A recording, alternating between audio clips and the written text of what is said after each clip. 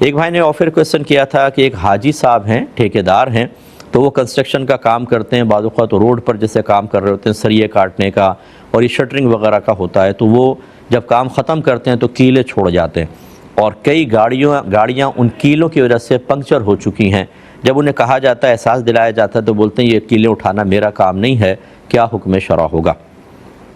دیکھیں وہ حاجی، اور خاص طور پہ انہوں نے حاجی کا لفظ شاید اس لیے لکھا کہ حاجی صاحب ہو کے ایسا کام کر رہے ہیں، تو دیکھیں حاجی ہوں یا غیر حاجی ہوں، بہرحال جس بھی کام سے مخلوق خدا کو تکلیف پہنچے، اگر یقینی طور پہ تکلیف پہنچے تو کم از کم مکروہ تحریمی ہے، حرام کے نزدیک ہے، اور اگر اس کا شائبہ اور گمان ہو تو کم از کم مکروہ تنزیہی تو ہے۔ اسی لیے فقہاء نے فرمایا کہ اگر کوئی فٹ پاتھ گھیر کر، روڈ گھیر کر اپنی چیزیں بیچ رہا ہے اور اس سے مخلوق خدا کو تکلیف ہو رہی ہے تو اس کو بیع مکروہ کہا ہے، یعنی گناہگار بھی ہوگا اور اس کو بیع کو نہیں کرنا چاہیے، اس میں کراہت ہوتی ہے۔ ہاں اگر روڈ تھوڑا سا لیا ہوا ہے لیکن لوگوں کو تکلیف نہیں ہو رہی تو چلے گنجائش نکلے گی، ورنہ یہ جتنے بھی فٹ پاتھ گھیر کر بلکہ آگے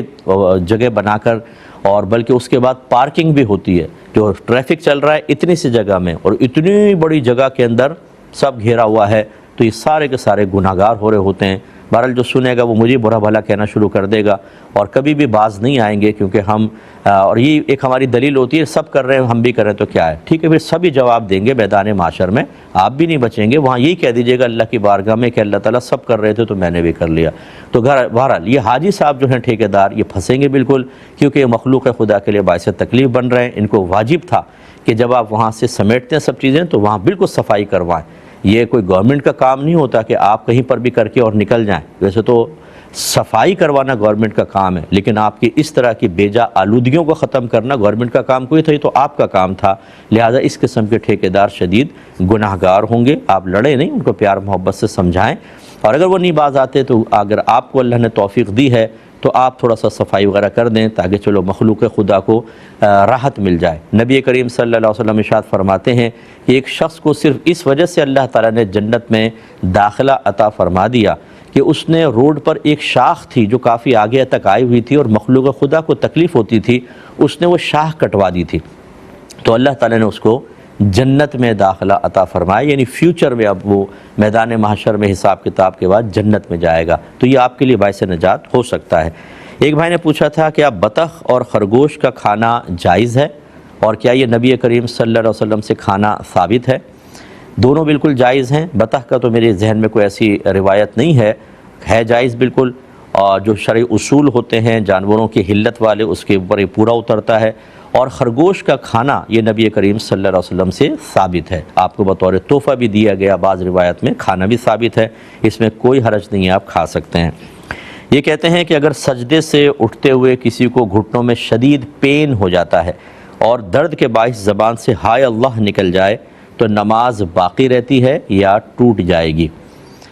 دیکھیں فقہاء نے واضح طور پہ لکھا ہے کہ منہ سے غیر اختیاری طور پر نکلنے والے وہ الفاظ جو درد کی وجہ سے، غم کی وجہ سے، صدمے کی وجہ سے نکل جاتے ہیں، جیسے آہ، اوہ، ہائے، تو ان پر نماز فاسد نہیں ہوتی۔ تو اگر غیر اختیاری طور پہ ایک دم گھٹنے میں پین ہوا ہے، اللہ نکل گیا، تو اس سے نماز فاسد نہیں ہوگی، نماز کو جاری رکھا جائے۔ ایک بھائی نے پوچھا تھا کہ شادی کے بعد کون سے رشتے جو پہلے نامحرم تھے محرم ہو جاتے ہیں، اور کون سے ایسے تھے جو پہلے محرم تھے اب نامحرم ہو جاتے ہیں؟ تو بھائی محرم تو کبھی نامحرم نہیں ہوتے، ایسا تو کوئی ضابطہ قاعدہ میرے ذہن میں نہیں ہے۔ ہاں یہ ضرور ہے کہ شادی کے بعد بعض نامحرم محرم ہو جاتے ہیں، جیسے ایک عورت ہے وہ ایک شخص کے لیے اجنبیہ ہے تو وہ نامحرم ہے، لیکن اگر یہ اس کی بیٹی سے شادی کر لے تو یہ بن جائے گی ساس، اور جب ساس بن جائے گی تو ساس اور داماد آپس میں محرم ہوتے ہیں، بالکل وہ ماں کی طرح ہوتی ہے اب اس سے، اور یہ حرمت ابدیہ ہے، دائمی حرمت ہے، یعنی کیا مطلب اگر اس کی بیٹی کو فرض کر لیں طلاق دے دیں تب بھی ساس سے نکاح نہیں کر سکتے۔ اسی طریقے سے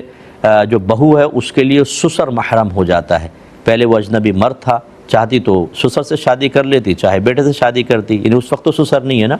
لیکن جب بیٹے سے شادی ہو گئی تو وہ سسر بن گئے اور اب سسر ان کے لیے محرم ہے۔ اسی لیے داماد اپنی ساس کے ساتھ سفر کر سکتا ہے اور بہو اپنے سسر کے ساتھ سفر کر سکتی ہے جو 92 کلومیٹرز دور جاتے ہیں، بشرطے کہ امن ہو، ٹھیک ہے نا، باطن میں کوئی خرابی پیدا نہیں ہوگی، کوئی فتنے کا اندیشہ نہ ہو تو بالکل جائز ہے، کیونکہ ایک دوسرے کے لیے محرم ہو جاتے ہیں۔ باقی یہ کہ جو